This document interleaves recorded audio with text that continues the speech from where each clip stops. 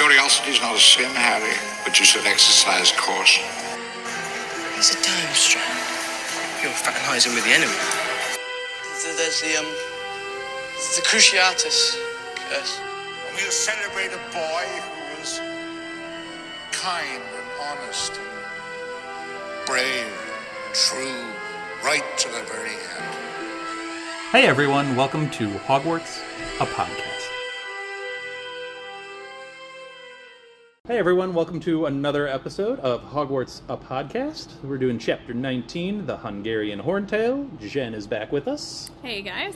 I remember reading this for the first time, and just the chapter title got me so excited. I'm like, oh, Hungarian Horntail, this is going to be so cool.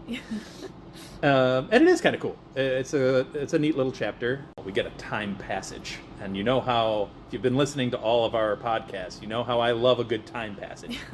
Because 2 weeks pass, roughly, and you never know. That could have been Millicent Bulstrode's moment to shine in those 2 weeks. That could have been Mandy Brocklehurst's moment. That could have been that Summers kid from Hufflepuff's moment to shine and have a real moment. And we don't get it because time passed. So, gosh darn it, we're moving on. So we get the results, the blowback from Rita's article, and all of the interesting wording that she uses. We get some more trio drama. We get a Hogsmeade trip, a visit to Hagrid, and Sirius. Yeah. She jumps into the Gryffindor common room, and so to speak. So, Rita's article. We've already gotten a taste of it with her article about Arthur and her articles about Arthur. And now this time Harry is literally front and center. He's got a whole front page full picture of him, plus 3 pages of text. Yes.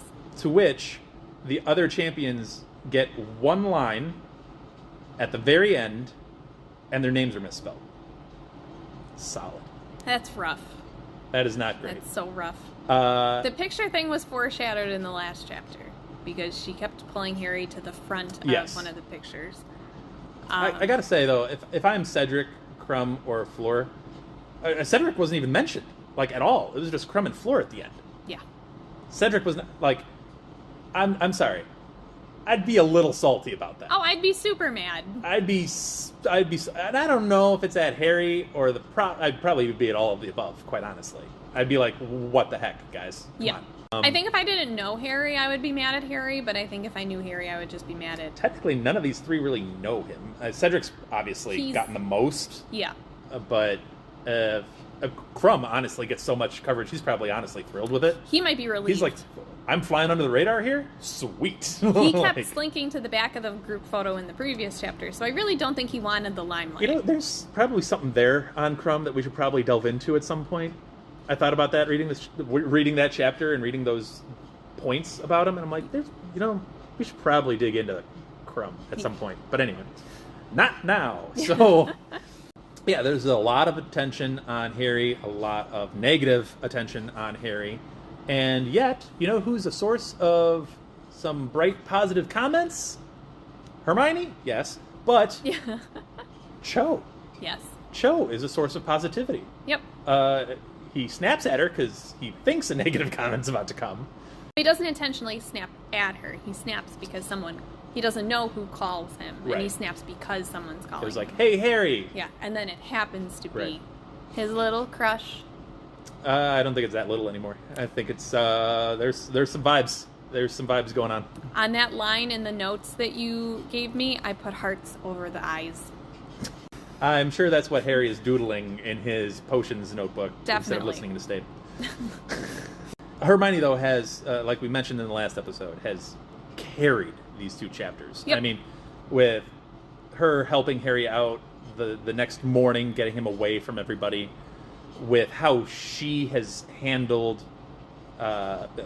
this chapter with Rita's article coming out, and I think one of the Creevies, I can't remember which one of the Creevies gave the note about, like, oh yeah, well, he hangs out with Hermione Granger a whole lot. Huh. And then she just went right away with that. Hermione handles herself in such a dignified way that is so far beyond her years. Like, I know women in general mature faster than guys. But this is ahead of that game. I mean... This is phenomenal. This is otherworldly good. She has a lot of grace dealing with this. And she's dealing with a lot. Her 2 best friends are fighting. She's still got homework on top of things. Now she's, being mentioned in the Daily Prophet. You got the Slytherins upping their slanders and their slurs. Yeah. And like the whole mudblood stuff, but also, you get Pansy Parkinson making aggressive comments. Yep. Not so under her breath. No. It's how would you have dealt with any of this in high school? Not well.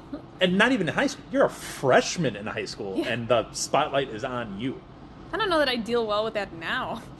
That's very fair. It's a lot to put on someone. It's so much. All at once. It's she really has done a phenomenal job. Yeah. And as you said, she's dealing with a lot with Harry and Ron feuding, which they're still feuding hard after 2 weeks. Yep. And Harry notes what friendship is like with Hermione versus Ron, and he goes, a lot less drama and more library. Yeah. Yeah. Now, the interesting thing about this that he notices while he's in the library with Hermione is that, so we talked last chapter about maybe Crumb not being the brightest bulb. Mm-hmm. But he's in the library a lot. He is in the library a lot. Crumb has been so to the side of things. Yeah. Even when he was literally the focal point of everybody in the world at the Quidditch World Cup, he was still kind of like the side show compared to what was going on in the box and all the conversations and all of that. And Crumb has just been very, like, chill to the side, and Karkaroff's trying to put him up front on Front Street, and he's just like, no, I don't need any of that, whatever. Yep. There's a lot to Crumb here that's maybe a little bit more interesting and intriguing than the characters, or we, the readers, are really clued into at this point. Yes. We really do need to do a Crumb deep dive at some point. It gets to the point of the year where a Hogsmeade trip is set to take place, and Hermione wants the 3 of them to go together. Harry is aggressively against it, but agrees to go under the cloak with Hermione only. And they enter into the 3 broomsticks. Harry gets a seat. Hermione somehow finds him at the table and sits next to him. Ron is across hanging out with Dean and Seamus, which I think is just interesting, how he just kind of went from one trio and... How do you think that works? Because Dean and Seamus are, like, tight. Yeah. Do you think they're just, like, by themselves going, like, why is Ron hanging out with us all of a sudden? And probably. A little invading our bro time, and... I wonder if it throws off their dynamic at all, or I wonder how much, like, we see Harry's perspective with this, and Harry does kind of have times where he's alone and off and doing hero things. So maybe it isn't as unnatural. Maybe this is who Ron hangs out with. Much like we don't really see Ron and Hermione's friendship blossom at times because Harry's not around to witness it. That's true. That is true. I just wonder if they're like, well, because Ron's not in the best mood either. That I think would be more of a downer than anything else. Yep. Unless he's like faking it to like try to make Harry jealous that he's like off having a good time. Doesn't seem to be the case though. No, because she would have mentioned it. Yeah. But... It doesn't seem to be like laughing it up, but anyway, so the big thing about this Hogsmeade trip is Hermione spots Hagrid, who's bent low over the table conversing with Moody. Mm-hmm. And they get up to leave. Moody stops him, turns to where Hermione and Harry are sitting, and kind of like points in that direction. So they go over. And they immediatly find out that Moody can see Harry even underneath the cloak. Yep. Which I have issues with. Why? I have issues with it. It's spoilery. Okay. So we'll get to that in the spoiler section. But I do have issues with it. Yeah. But him and Hagrid kind of bend low and kind of give Harry like a little, some little messages. Hagrid's, though, specifically, are like, hey, meet me at midnight tonight, and I got something to show you. Yeah. Okay. We should mention that the note from Sirius about meeting in the Gryffindor Common Room was set for this particular same night at 1 a.m. Yes. Not a lot of time. It's very little time in between. But Harry agrees to it. Hermione's like, it'll be fine. You'll be able to get back. I'm sure it's nothing. It's probably showing you last-ended screw progress or something. Even though it's odd that it would be at midnight. That's the latest time that Hagrid's ever requested a meeting. Yeah, that's a bit. Usually it's around dinner time and he's got some rock cakes and it's like, Yeah. come over for some tea and rock cakes. Yeah. But Now, anyway. one other thing that we also should mention on this Hogsmeade trip is that we do see Moody practicing what he preaches, and he is sitting at the bar but not drinking anything from the bar. He has his own little flask that he's drinking out of, and he's getting side-eye from the barmaid. Yes, Madame Rosmerta does not like someone sitting in her bar and not partaking in her crafts. So, yeah, that is a note. Yeah, but it's nice to see him being consistent. You know, he's not out. He's always preaching constant vigilance, and he does. And he does. And that's what Harry notes, is like, well, this makes sense. Yeah. This tracks. I mean, when you first saw him, he goes up to a Hogwarts staff table and sniffs the sausage. Yep. Because he's not sure that these house elves might be, whatever. Snape might have put something in his sausage. Anyway. So we get to the visit to Hagrid. Harry notices that Hagrid has attempted to clean himself up, though not to the degree that he was earlier with the furry brown suit and the axle grease hair. Although he does notice that he had still combed his hair and left bits of comb in the hair. I can't imagine what his hair must be. It must be like what condition it's in if it's breaking off chunks of comb. I don't know if there's like a substance in the wizarding world that's like, I'm gonna break into the Marvel world here, but like vibranium or like adamantium that's just like he can make a cone out of this and like, because just buzz your hair and start over. It also might be just a little bit tougher given his nature. So he's just not taking care of it at all? You gotta condition it. If your hair has knots in it that are so tough that comb teeth are breaking off in it, you gotta do something. Does Hogsmeade have like a barber? Probably. Well, this is a question I brought up last time, and my last random thought is no one gets a haircut at Hogwarts, ever. You never hear of it. I can't believe I'm bringing this up again. I'm sorry. But you never hear of haircuts at Hogwarts. What happens? I don't know. Anyway, this is more proof that it makes no sense. Anyway. I digress. Calming down. Deep breaths. Okay, so Harry notices that Madame Maxine is going to be part of this equation. And I want to point out Hagrid trying to speak French. Adorable. I'm assuming he meant like bonsoir or like that. Bonsoir. Yeah. I can't believe I pronounced that correctly. But you know what? Well if done. I mispronounced it, I wouldn't have said bong-sewer. Okay? Would not have pronounced it that horribly. No, not bong sewer. Bong-sewer. Bong sewer. Like, yeah, I'm not even... So close and yet so far. So far. So Harry's like, you gotta be kidding me. I was asked to be part of a date. Is that what essentially I'm being asked to be part of? Because she takes his arm, too, as they begin to walk off. Yeah. And they go into the Forbidden Forest, and they go deep, and Harry's like, counting the minutes, like, hey, this is stupid. They won't even notice if I'm gone. I could probably just leave.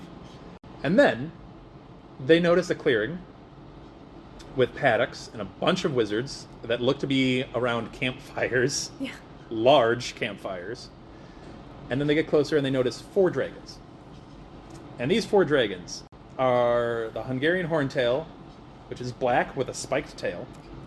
You get the common Welsh green, which is green, and presumably from Wales. Crazy. I know. Swedish short snout, blue-gray in color. The Chinese fireball, which is red. And they all seem to be nesting mothers. By the way, who's giving us all of this information? Charlie Weasley! Yay! Yes! Makes an appearance, which is awesome. What did you think about the introductions to the dragons here? Very intimidating. I like that they're all kind of varied in description. I believe the Welsh green was described as being very smooth. So it does mention that There were enclosures fenced with thick planks of wood. Torrents of fire were shooting into the dark sky from their open-fanged mouths, 50 feet above the ground. 50-foot-tall dragons, which is insane. Crazy. There was a silvery blue one, which again is a Swedish short snout, with long pointed horns, snapping and snarling at the wizards on the ground. A smooth-scaled green one, which was writhing and stamping with all its might. A red one, which was the Chinese fireball, with an odd fringe of fine gold spikes around its face, which was shooting mushroom-shaped fire clouds into the air, and a gigantic black one, more lizard-like than the others, which was nearest to them, and that's the one with the spiked tail as well. And yeah, so Hagrid is there trying to glean any information that he can from Charlie about, what are these dragons. He's genuinely fascinated by the dragons, and he's like, hey, what are they? What are kind of some of their traits? What are their, things that make them unique or special or whatever? He's standing there with, hard eyes, just watching these dragons. Oh, yeah, he's lost. He's forgotten about Maxine. He's forgotten about Harry. He's like... Way more into the dragons. Yep. And Maxine, at some point, goes off towards the paddocks. First of all, it's 7 to 8 wizards per dragon. Yeah. Fully adult wizards surrounding these dragons. And then it takes all of them to shoot stunning spells at these dragons to calm them down enough. Not even, fully knock them out, but just calm them enough so that they can, lay on the ground and, get them fully, secured. 7 to 8 fully grown adult wizards to take down one of these. Okay. That's intense. 30 total wizards. So when Maxine goes around to the paddocks and looks at these dragons, Charlie's like, dude, you're not supposed to bring her. Yep. Do you not think she's going to go and tell her champion about what this all is? And Hagrid's like, well, it's not that bad. Whatever. Yeah. It's fine. Do you think he thought about that before dragging her along? Or do you think he was just so consumed with, sharing the dragons with her because he's got a crush on her and a crush on the dragons? You got to shoot your shot, and this was a hell of a shot to shoot. This was a good shot. This was a good shot. Now, my other question to you is, do you think Maxine is playing Hagrid to get information, potentially? I kind of got that impression from her. Yeah? A bit. And I can't remember exactly why I felt that way. At a bare minimum, I guess I thought it was a little bit suspicious that suddenly they're buddy-buddy. But... he's taken such good care of her Palomino horses. He has. So. She keeps complimenting him on it. Mm-hmm. It's a whole thing. So, Charlie's a little confused. Understandably so. But does reveal the fact that they're nesting mothers. So, he presumes it's going to be something egg-related or protection-related, since they're all seeming to be pretty... And I think they put, several silver eggs? Granite eggs. Yeah. In each paddock. Yeah. So, obviously there seems to be a theme growing here, even though he himself is not 100% sure exactly what it's going to be. Yeah. But he has, his thoughts. And he's like, oh, no, don't worry. The champions will be fine. There will be people around. There'll be all of us around, each one with extinguishing spells ready to go. They'll be fine. Yeah. Harry's a little unconvinced. Yeah, I wouldn't feel terribly safe in that scenario. This is another, if I'm going to bed that night, I'm going to be staying up all night thinking, I have to go up against a 50-foot dragon? Yeah. What? Pass. No. Hard pass. So him staying with this little troop here has turned out to be quite fruitful for Harry instead of bolting. Yes. Could you imagine if he didn't? That would be bad. Oh, that'd be so bad. That would be really unfortunate. Hagrid just sees him at Magical Creatures the next day. He's like, so, what'd you think? It was a fine walk in the woods. That's all you have to say. Yeah, it'd be a little weird. And he'd be in a whole bunch of trouble. But, I have another comment about that, but that's spoilery. A lot of spoiler potential here. Yeah. So, he does end up getting back to, and through the portrait hole in time. For his meeting with Sirius. Luckily, Hermione has ensured that the common room is clear without the use of dung bombs like they had potentially planned. Once again, Hermione holding it down. Yep. Yeah, for real. Hermione gains the MVP award. Oh, yeah. For this, for sure. And Sirius's visit, which he pops up into the fire, similar to Amos Diggory, several chapters ago, long time ago actually now. But we can get a lot from this conversation. We do. And it's a relatively short conversation, all things considered, but Sirius comes with some info.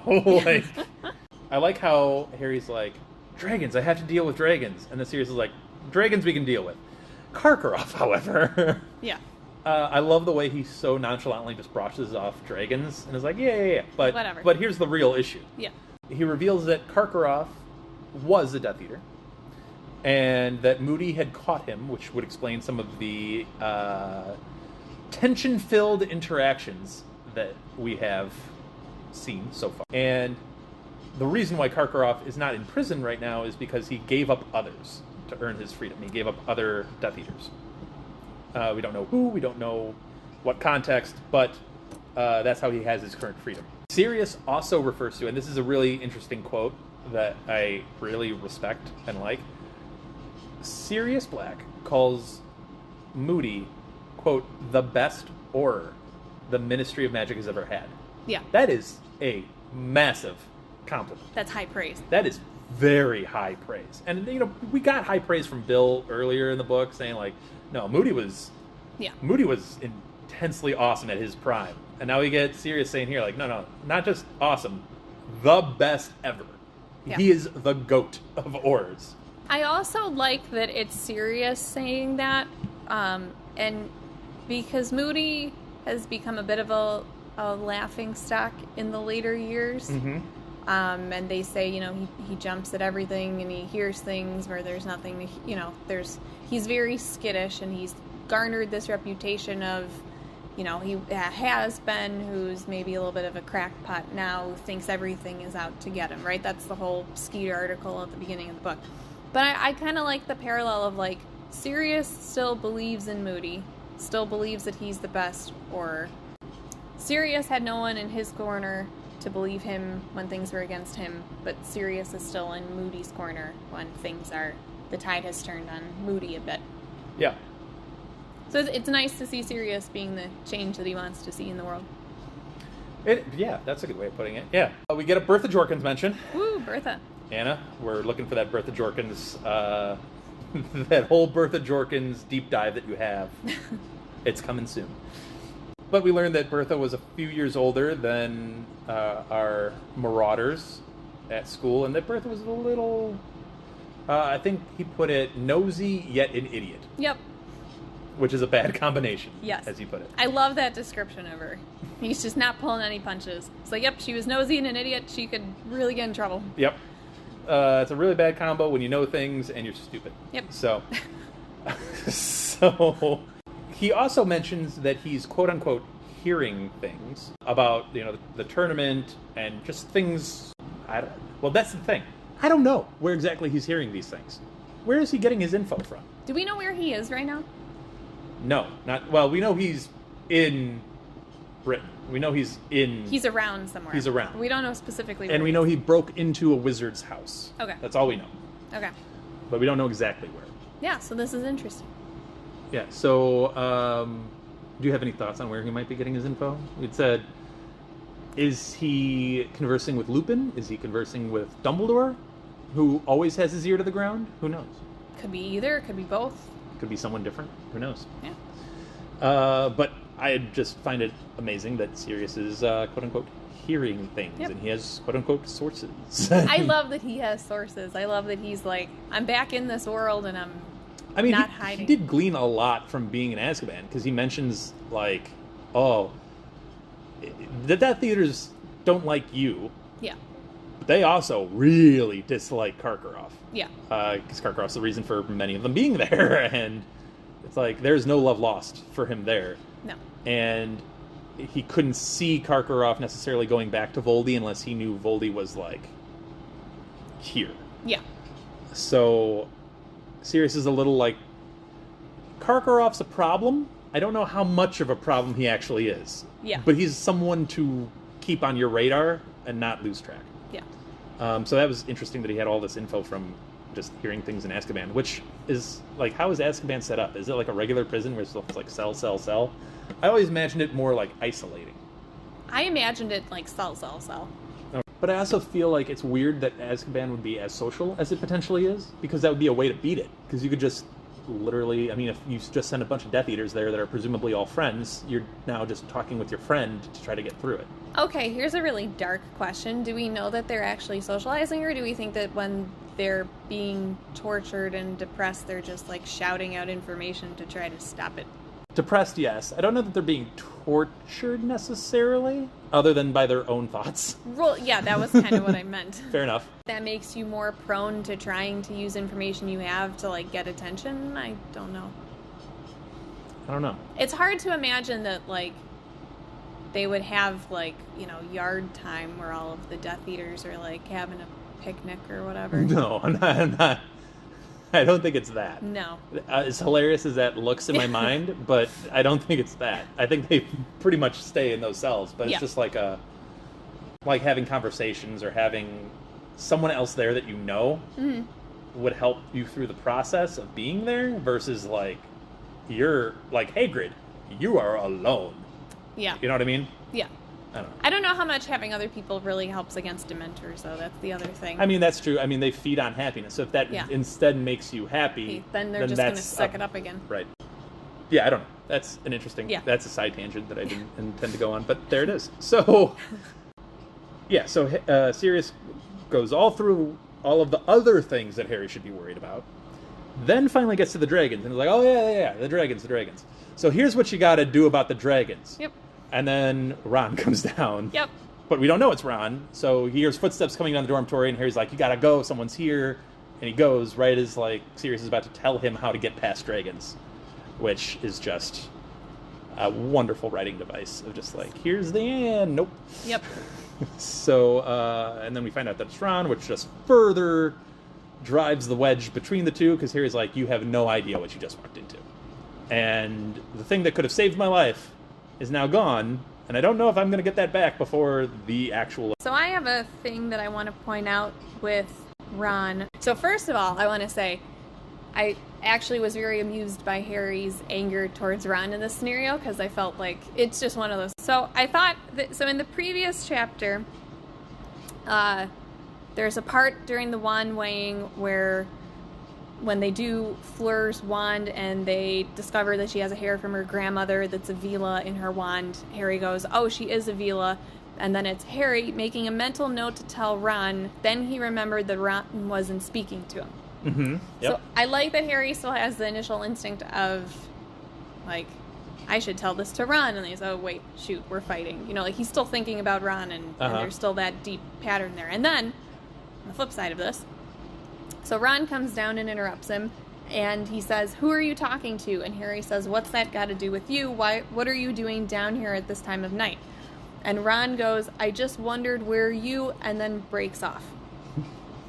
And I thought that it was cute that even though Ron has just disrupted this moment with Harry and Sirius, and it really didn't turn out the way that he wanted it to, he saw that Harry wasn't in bed, and he got up and wanted to look for him. Mm-hmm. So there's very clearly these threads of they both still want to be friends. Yes. But the hard part about getting into fights with your friends is that someone has to blink first, and they are both failing at blinking first. Yes. And this is one of the scenarios where I'm fairly empathetic with Ron. I mentioned that in the last chapter, but I think it's really difficult when you get upset over something and it's with your best friend and time passes and you realize that you were wrong and that you didn't handle the situation in the way that you wanted to handle the situation. Mm-hmm. It's a hard thing to figure out how to navigate. Sure. And I was in that scenario, and I had no idea how to navigate it, and it felt really weird. But it was also, I had someone who was like Harry, who also was feeling a similar way towards, we're in this fight, but we still want to be friends. And it was it's a very nice feeling when we both put the fight aside and we came together like people and talked it out. So that was it was one of those things where it was like, oh man, like this really hits home for me, because I know how Ron's feeling right now, where Ron got mad and feels bad about it and wants to be friends and doesn't know how to do it. Like that, I'm very empathetic towards that feeling. Sure. I'm not normally empathetic towards Ron, because I feel like Ron can be kind of a jerk sometimes, but like this time, 100%, like, totally get it. I appreciate that take a lot. I find myself, this is, I guess, one of those times where I put myself in Harry's shoes in the series. Okay. Because I identify with Harry's reaction to this whole thing more, and I find myself annoyed with Ron and a little angry at Ron through this, and being like, dude, like, come on. What? Forget the logical things, which I said on the last episode of, there's one real easy way to figure out, because you're with Harry all the time, real easy way to figure out if he put his name in the cup when you were asleep. Just go to the fat lady and be like, hey, did anyone leave last night? Real easy way to figure this out. Yeah. But aside from all that, it's like, goes back to what we talked a lot about in the last episode of just, we had a time jump of 2 weeks. And there hasn't seemed to be any real progress here, other than, yes, some emotions are starting to break down a little bit, and they're starting to weaken their bravado a little bit with this. Yeah. And you see kind of like little breaks in the armor, cracks in the armor. But it still goes back to, it's 2 weeks on. And what we talked about last chapter of, guys, just work this stuff out. It's not that hard. It can be really difficult when you're in it's such an awkward situation to be in. Yeah. You're not around, well, in this scenario, they are kind of around each other 24/7, so it does lead to a lot of interactions. I will give you this. Once it's gotten to this 2 week point, that almost makes it harder than easier, I think. Yes. Because now it's dragged on, and now it's Right. like, now it's a thing. Right. Now it's like a full-blown thing. Right. Instead of just taking care of it right at the get, which is, again, how I said, was usually how I think guys usually handle things, is like, I'm mad at you. I'm mad at you too. Madness ensues, and then it's over. Yes. And then it's like over until the next thing happens. Right. Now this is dragged on. Now this is a whole separate bag of issues. Yeah.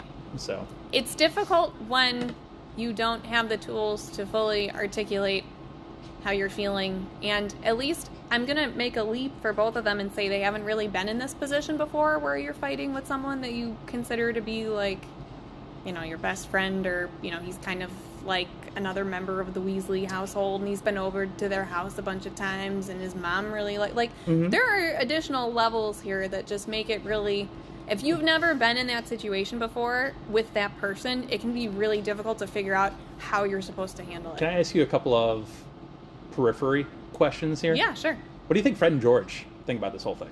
Because they like Harry. They like Harry a lot. Yeah, they probably think I would imagine that they just think they'll get over it. They're just like, this will be fine. But yeah, this will blow over. I mean, obviously they have to go with Ron. No, they're on Harry's side. I mean, they might agree with Harry's side. Yeah. In that, oh, it's so cool that you're the champion. Yeah. But also that they're gonna take their brother's side. And you know what I mean? I don't think they're taking any side. Well, we don't see Fred and George hanging out with Harry. No, but that doesn't mean, we see such a limited perspective from Harry for all of this. It doesn't mean that they're not talking to him. Do you think Ron, while hanging out with Dean and Seamus, I'm just going to keep firing questions at you. Yeah, that's fine. Do you think Ron, hanging out with Dean and Seamus, do you think Ron has those same thoughts of like, oh, I need to tell Harry this. Oh, wait, I can't tell Harry this. Oh, 100%. There's no way that he doesn't. Do you think Dean and Seamus are like, dude, what's up with you and Harry? Probably. Like, well, maybe. It depends on we don't know how they feel about Harry. I would imagine that they're also fairly neutral. Can I ask you another question that I'm literally just coming up with off the top of my head right now? Yeah, go nuts. I love this. I'm just keep asking you questions. That's fine. Where's Ginny? Yeah, we like, never... She's been gone this entire book, except for being at the camp at the Quidditch World Cup. Yeah, I have my own... She's been a no-show. I have my feelings about that. What are the feelings about that? We can talk about him in the spoiler section. Okay, fair enough. I mean, Ginny was the book in Chamber of Secrets. Uh-huh. For obvious reasons. Well, but we didn't know that she was the book until the end. Right. But then, like, Prisoner of Azkaban, I guess she's there, but I guess we don't really ever focus on her now that I'm thinking about it. Like, there's very few moments where we're like, Ginny! She's very much in passing in that one, and then she well, again, we gotta do spoilers for this. Okay. All right. Yeah, that was a question that literally just popped into my head. So I digress. Anyway, we should move on to the spoilers. Yeah. So let's end it here. We will kill the spare and move on to spoilers. So be right back. Kill the spare! All right, so we're back with the spoiler section of Chapter 19, the Hungarian Horntail, and we are going to continue on with the Ginny stuff, because that was a illuminating factor that we just thought of at the end of the non-spoiler there. Yes, just flowing right into that. Well, so she's the book, like you said, in Chamber of Secrets. Mm-hmm. Is she in Prisoner of Azkaban? She's present. She's there. She shows up in this one, at least for the Yule Ball. Yeah, the Quidditch World Cup, the Yule Ball. Yeah. Again, I would list her as present, though. Yeah. Not really, like, a factor. Largely just present. I really like that she and Neville and Luna get a lot more time in Order of the Phoenix. Mm-hmm. That's the positive thing I have to say about that book, is that... Well, she gets another major role in your favorite book, too. That's... So, oh man, I have a lot of thoughts on that, too. When I was... She's very excited right now. Oh, I am. When I was reading it initially, that was one of the reasons I really liked Half-Blood Prince. Yeah. I haven't liked Ginny as much on my rereads. Interesting. Yeah. Which I wasn't expecting, because I really, really like in Half-Blood Prince when they finally get together. Like, I love how that's written. And I love the hints leading up to it, and like I do enjoy the little that. flirtation techniques. Yeah, and stuff. yeah, and I like how she plays it. I like that she plays cool and maybe a little hard to get. Another one where Hermione's a background MVP. She's so I follow. Let me give you some pro tips on my friend real quick. I'm gonna plug something, and I have absolutely not read this, and I know nothing about any of this, and I saw it in passing, and I just thought it was really neat, and I bookmarked it to check out later. Okay. But I follow Harry Potter on Reddit. Okay. And someone is going through and rewriting the books from Hermione's perspective. Interesting. Okay. So I have it bookmarked because I do want to check it out, but I haven't read it, so I don't, I'm not vouching for it, but it sounded really cool. I liked the thought process behind it, because she really does do a lot in these books to carry things, and a lot of interpersonal support. Can you do me a favor? Yeah. When you go back and read this, yeah. Can you just put little tally marks on how many times Hermione says the words, oh, these boys? Sure. Or some iteration thereof, that. Yeah. Yes. I will track that for you. It's probably a lot. It's probably most of the book.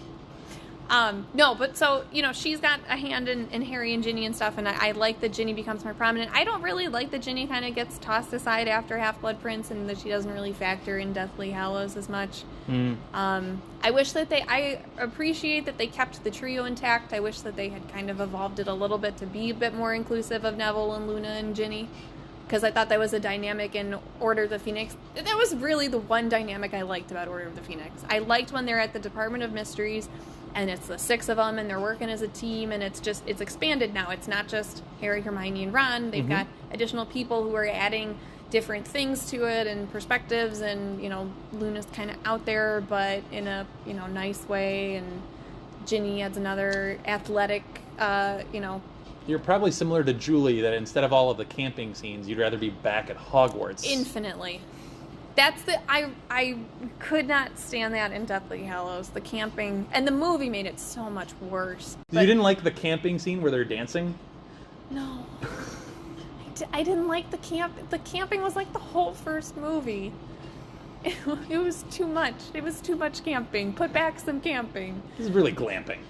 It was glamping. Hardcore. They did have a pretty cool looking tent. This could be the quote we pull from this one. They did have a pretty cool looking tent. Which was featured here in this book. So I found out that I think it's the director of Deathly Hallows was believed that Harry and Hermione should be together, and that that was he put his that nod to scene. it. Yeah, was his nod to it. Yep. But I get where he's coming from, but I don't mind Hermione and Ron together and Harry and Ginny together. I just wish it was developed more. I feel like Ginny just kind of like, when she's in it, she's a good part of it, and then, but she only gets brought in occasionally. She's not a consistent part of it, and that's what I don't... I agree with you completely, because literally when I said that comment in the non-spoiler, I'm like, wait, why have we gotten a no-show from her? Like, really? Yeah. That makes zero sense. Yes. Like, not even a mention. Yeah. Like, not even that she exists.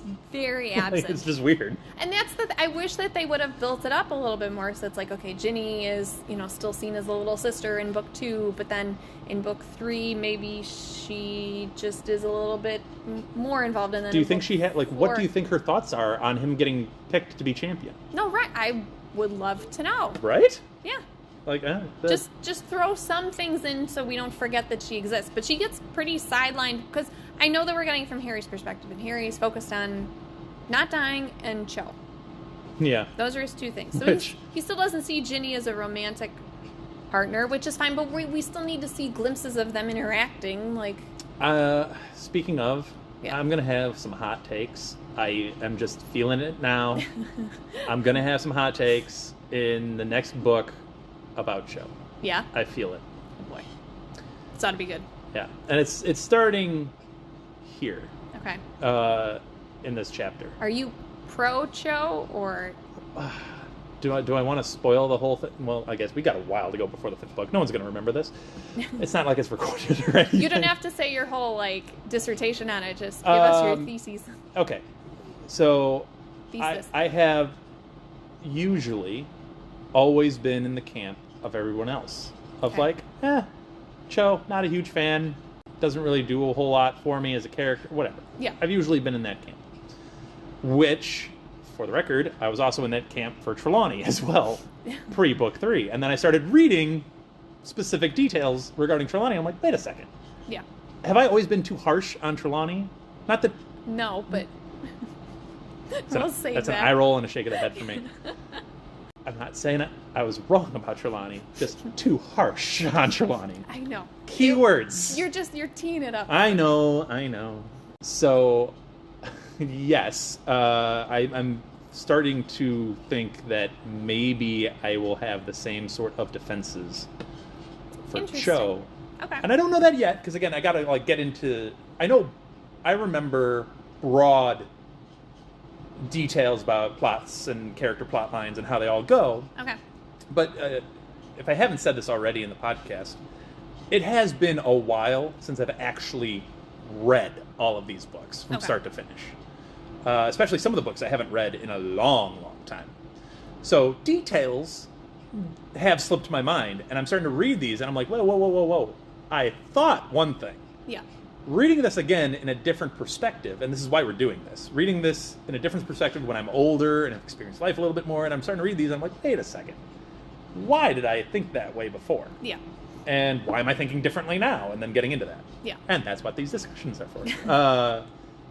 But no, reading this chapter and just being like, Cho was the only positive person outside of Gryffindor to say, something not negative to Harry? Yeah.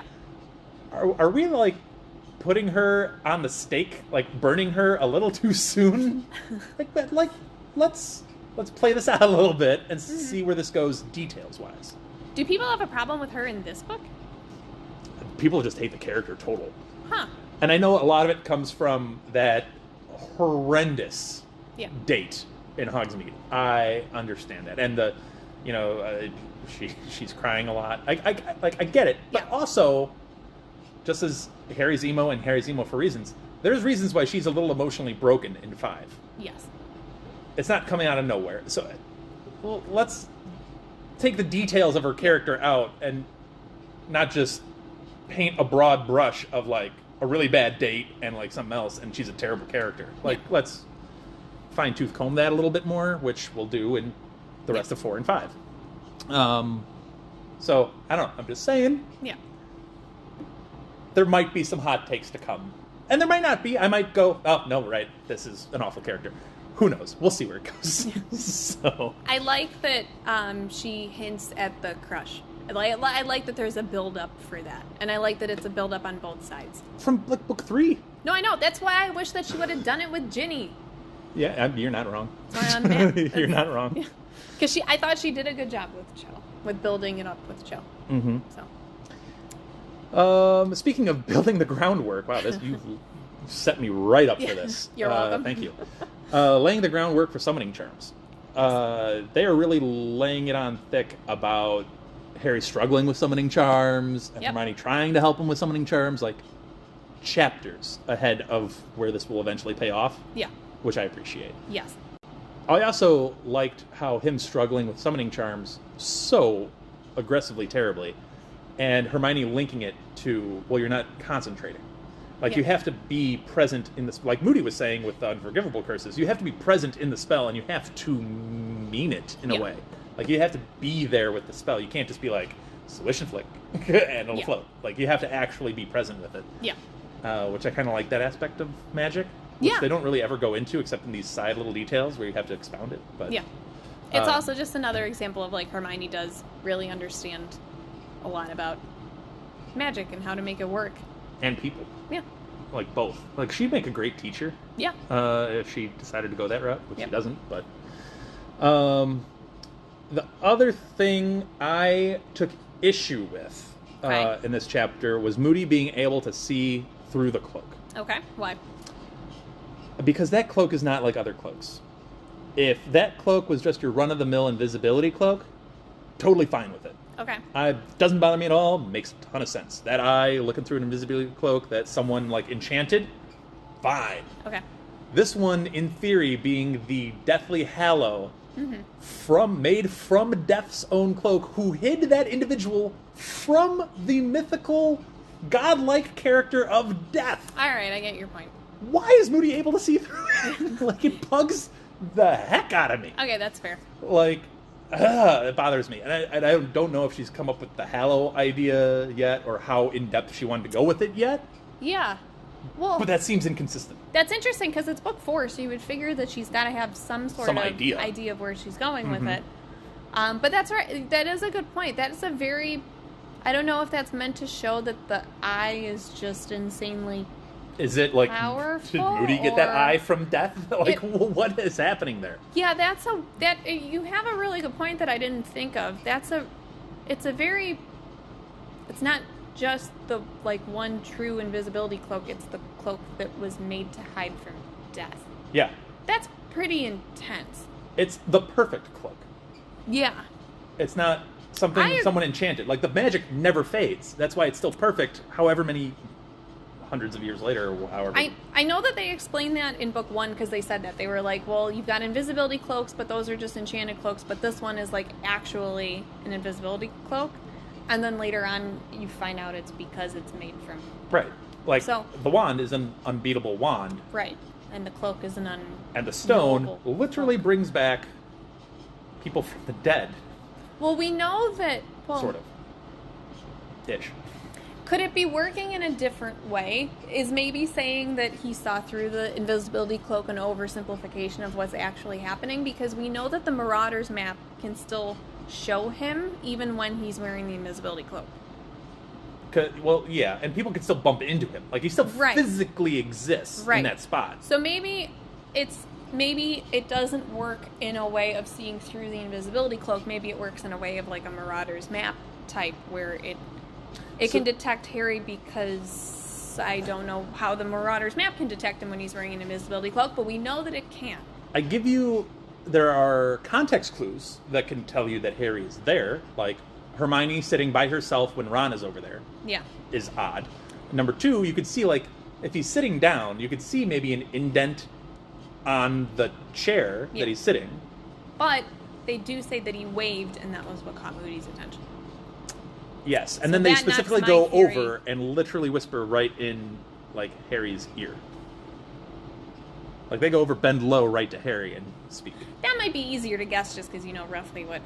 Still, like, it implies you know exactly where he's at, which goes against the exact nature of the cloak. If he can see him waving, that shoots my Marauder's map magic theory out the window. So I don't know. That's a good point. I don't like it. Yeah, it really bothered me in this chapter. I'm like, No, that that's fair. shouldn't happen. Didn't even think of it, but that's a good point. Mm-hmm. So I'm with you on that one. Oh my gosh, I've gotten someone on my side. It's a miracle.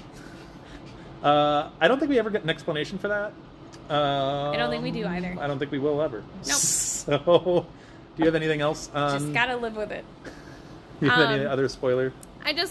They're not really like spoilers. I mean, they're spoilers, but they're not anything that's, I don't think, terribly in depth. What you got? Also talking about Moody, I liked that there was another example of him not eating and only drinking from his flask because it paints this, like, it fits in with what you know about the character, that he's doing it because he's worried that people are going to poison him, but really adds to the twist at the end where he's actually not moody and drinking from his polyjuice potion flask, which I like how I think she does a really good job of, J.K. does a really good job of foreshadowing and, like, weaving in little details that when I first read it, it's something that you're like, oh yeah, it's just his character. Like, I don't really think anything, especially when I was a kid, but, like, I don't really think anything of, like, them mentioning that. I think it's just, like, they're adding color to the story or they're giving other examples of his character, and then later on when you find out it's actually very relevant to the twist, it's like, I like that she weaves those things in there. I'm going to ask a potentially inflammatory question. Ooh. Okay. We've talked about Peter Pettigrew and gone into his character. We talked a little bit about Fudge and gone into his character. Yeah. Snape you brought up in the last episode. Is Mad-Eye Moody / Barty Crouch Jr.? Okay, Like so that this guy. iteration, yes. Yeah. Is he the best written character in the series? That is a very tough question. I know that you really like him. Can I give a little reason why I'm asking? Like, Yeah. why that popped into my head? Of course. You just said how, like, subtle it is. Is like drinking from the flask. It's a little detail. But Yeah. on rereads, you're like, that details everything. Yeah. And it's so subtly done. Yeah. Versus, for example, the Peter Pettigrew Scabbers twist, which was a massive twist. Yes. But on rereads, that one's fairly obvious to see because it's like Scabbers is mentioned like every other page. Like Yeah. it's Scabbers, Scabbers, Scabbers, Scabbers, Scabbers. He When comes he up a wasn't lot. mentioned before, and it's like, clearly the rat is something. Yeah. Because otherwise, why is it mentioned at every other page? Yeah. Or Ginny in book 2. It's like, Ginny looks weird. Ginny looks a little sick. Ginny's off. Ginny. Yeah. Clearly, she's a key to this whole thing. Poke, poke, poke, poke, poke. So, when there's a big twist, maybe Snape. Snape is probably up there, because that was a big, like... I was actually going to say Snape. That's fair. For as much as I just ranted about him in the last one, but I would put that with the caveat of I think he's better written in Half-Blood Prince and Deathly Hallows than the, like, if you're looking at a subset of things, Sure. I think those two for him wins out, but if you're looking at the whole series, that's a lot harder, because I don't think he's written well in the first few books. So, even though the twist happens, and what Snape is canon fact, right? Yeah. Some people don't like the twist itself. They don't buy it. They don't like, oh, that's like him and Lily being a thing, or like what. There's some people that like the always line. People hate the always line. Why? They don't like Snape, so they don't think that that's a buyable turn. Interesting. You know what I mean? Yeah. Versus Moody, when everything's leading up to it, it's so subtle that even on like multiple rereads, you're like, oh wait, this detail's in here? That's an interesting detail. Oh wait, Barty Crouch is really playing this really, really well. Yeah. Like, if you really didn't know, you don't know. You know what I mean? And that's why I just asked the question. I get it, and I get where you're... And I'm basing it coming on from with twists for the... Like, Yeah. I'm basing this on, like, here's a character set up, and then there's, like, some sort of twist. Because obviously people are going to say, like, well, Harry Potter's a well-written character. I get that. Yeah. Or Hermione's a phenomenal... Well-written. Or Lupin's a great character. I get all of that. But, like, with a twist involved specifically? I always liked... I don't know. I really got to think about this. Sorry to drop that one on you. No, this is an intense one, and I'm trying to think of it fairly quickly. The first couple books are pretty simple. when it comes to the twists for them. Right. Quirrell's an interesting one in the first book because it's, again, you don't really... they set you up for Snape being the guy. Yeah, she does a good job of misdirecting. The That's second fair. one's... Quirrell's not bad. Yeah, second and third ones, I agree, they're more obvious. But Quirrell's like, the only thing that Quirrell doesn't get is he's more of a passive character throughout the book. Like, Right. Moody is front and center through this whole thing. No, he is. He's a... And there are so many places, too, where on the rereads, it's much more uncomfortable to see the interactions between Moody and Harry, which I think is a good level. Like when Harry gets stuck on the stair and he loses the Marauders map, and Moody gets all excited that there's the Marauders map. Mm-hmm. It's like it just makes you uncomfortable on the reread because initially you're reading and you're like, oh, you hope that he's not gonna give Harry detention or something, and then on the reread you're like, oh, he's thinking about all the different ways he can use that map, and it's just, like, it does add another level to it. So, I mean, maybe I'm talking myself into that, but I get what you're saying. I do think it's a very good characterization. I think it's a really good twist, and you don't see it coming. I think that the twists that I'm going to cop out with this. I think the twists that she has in the later books are just really well written. Okay. It's just a thought that I don't know that I even have an answer either. Yeah. Really, it's just a thought that popped in my head. Is like, he is a really well written, front to back character. I think that it's a really well written book. Yeah. Like the way that it's structured and the characters and the foreshadowing that she gives it's very well done. And you don't get that same level in the other books because there are always other things kind of going on. Like, this is kind of like a contained one too, and that's kind of nice. Minus the second chapter, which is the worst chapter in all of the series. But other than that... Yeah. Wait, was that the one Julie really hated? No, that's the one I really hated. That was one you really hated. Chapter 2, The Scar, where nothing really happens. It's just literally them recapping just kind of all things. Setting the mood. The only interesting thing was apparently Sirius is sending letters via toucan or something like that, large tropical birds, which is great. But, I mean, that's essentially what's going on. Anyway. I'm going to be thinking now about this, like, foreshadowing, twist, characterization. I mean, it's a testament to her writing that there are several options to choose from. Dumbledore is a really good one, too. Oh, yeah. Yeah. I mean, yes, you're right. Like I said, I haven't made up my mind necessarily. Yeah. Because there are a lot of options. There are. But I'm just tossing the Moody Crouch combo. Yeah. It's a contender. Into the ring. Absolutely a contender. So, I don't know. Let us know what you think. It might be the most well-written character with a twist. Yeah. That has some sort of twist to him or her in the books. Anything else? One last thing that Yes. I wanted to point out that I mentioned earlier, Crumb being very studious, another good example of foreshadowing, which I very much love because he's not really in the library for the book. You don't know that, He's Jen. not. He can be reading. You know he's not. He's a champion. He can be reading, but he's not there for the books. So you're saying he doesn't need books? He's so talented. He's like, nah, I got this. No. No, not at all. Obviously there's an alternative reason that he's there. Maybe he's just double dipping. Maybe he's got the best of both worlds going. Maybe we've severely underestimated him and he's a great multitasker. I think that there's more to Crumb than meets the eye. I think he's a more well-rounded individual than most give him credit for. I actually really like Crumb. Do you? I don't know if we're supposed to. Because I feel like when I read it, we're supposed to take, like, Ron's side and, like, understand Ron's, like, jealousy of Crumb and, like, fraternizing with the enemy a little bit. But, like... Well, he also, to Hermione's point, he flips hard. Because he is a fanboy hardcore. Yeah. That's why I've said, like, we need to take a second and look at Crumb a little bit more. Because some of the things that he's been doing early on are interesting. You don't expect a person of his stature to be making some of the decisions or some of the comments that he's made so far. And I think it's worth a look. Yeah.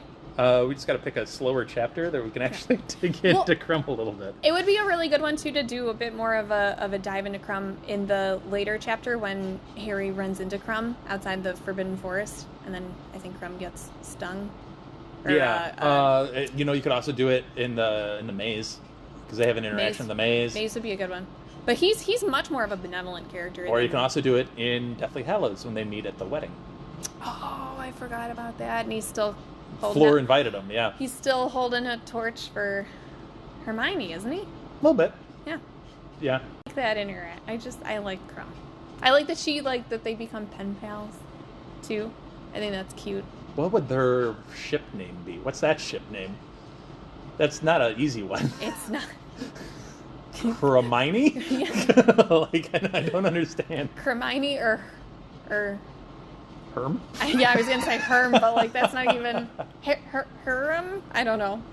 Doesn't flow. No, it doesn't flow as well as some of the others that we've come up with on the podcast. Yeah. But at the end of this podcast, we're gonna have a couple of polls of what's the best ship name that we've come up with. Oh boy, it'll be good. Yeah. Not what's the best ship out there, just what's the best ship name that we specifically have created. Came up yes. with. Yeah. Anyway. Harum better be on there. Harum. It's so bad. Yes, there's just not a good one. That's how you know it wasn't destined to be. Yeah. You can't even make one up. Hermione is probably the least objectionable. It's still pretty objectionable. It's still really bad. Anyway, on that note, we will leave you here. Thanks for listening. Let us know what you guys think on Twitter and Instagram. We really appreciate all of the support that we've gotten lately. It's been awesome to see and kind of interact with all of you guys. But we will see you next week for Chapter 20. So thanks for listening, and we'll see you then. Thank you for listening to Hogwarts, a podcast. If you like what you've heard, please click the subscribe button on your preferred podcasting app and follow us on Twitter and Instagram at Hogwarts a Pod.